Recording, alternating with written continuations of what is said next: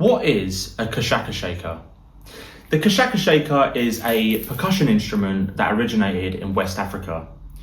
They're also known as pataka, Kashakas, or sometimes asalato. These instruments have been used for generations in traditional music and dance. These instruments are great for improving your rhythm, coordination, and timing. They're suitable for all skill levels. Traditional Kashaka shakers are made from dried gourds, which are members of the same plant family as pumpkin and squash, and these gourds are connected with rope. Modern versions may be made from wood, plastic, or even hemp composite.